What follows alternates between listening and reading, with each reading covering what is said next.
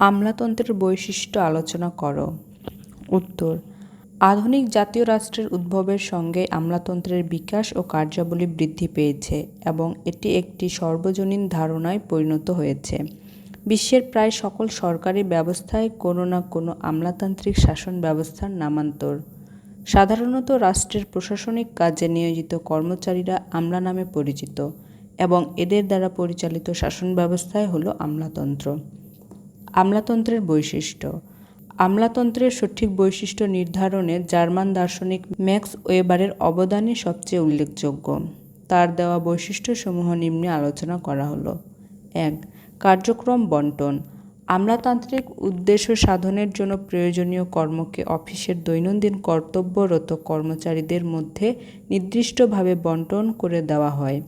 এ সংগঠনের অফিসের কার্যাবলী নিরবিচ্ছিন্নভাবে আইন দ্বারা পরিচালিত হয়। ২. কর্মপরিধি নির্ধারণ। আমলাতান্ত্রিক সংগঠনে কর্মচারীদের সুনির্দিষ্ট কর্মপদ্ধতি আইনের মাধ্যমে নির্ধারিত হয়। এতে প্রত্যেক কর্মচারীকে স্ব গোত্রে কার্য সম্পাদন করতে হয়। ৩.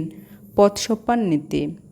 আমলাতান্ত্রিক সংগঠন পদসোপান নীতি অনুসরণ করে থাকে, অর্থাৎ এ সংগঠনে ঊর্ধ্বতন ও অধস্তন সম্পর্ক বিরাজ করে। এর ফলে অধস্তন অফিসকে ঊর্ধ্বতন অফিস নিয়ন্ত্রণ করে। ৪. পদোন্নতি। আমলাতান্ত্রিক সংগঠনে কর্মচারীদেরকে টেকনিক্যাল জ্ঞান ও প্রশিক্ষণের উপর জোর দেওয়া হয়। এখানে পারদর্শিতা বা সিনিয়রিটি বা উভয় মানদণ্ডের ভিত্তিতে কর্মচারীদেরকে পদোন্নতি দেওয়া হয়। ৫. নিয়মানুবর্তিতা। কঠোর নিয়মানুবর্তিতা এবং জনকল্যাণ সাধনের আদর্শ আমলাতন্ত্রের বৈশিষ্ট্য হিসেবে বিবেচিত হয়। নির্ধারিত নিয়ম শৃঙ্খলার প্রতি গভীর আনুগত্যের ভিত্তিতে বিবিধ প্রশাসনিক কার্য সম্পাদনের মাধ্যমে সর্বসাধারণের সর্বাধিক কল্যাণ সাধনের কার্যে আমলাগণ আত্মনিয়োগ করেন। ৬. স্থায়িত্ব।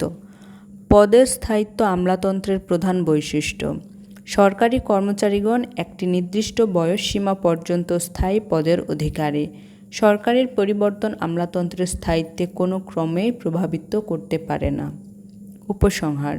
উপর্যুক্ত আলোচনা শেষে বলা যায় যে আমলাতন্ত্রের সঠিক ধারণার জন্য এর বৈশিষ্ট্যগুলো খুবই জরুরি।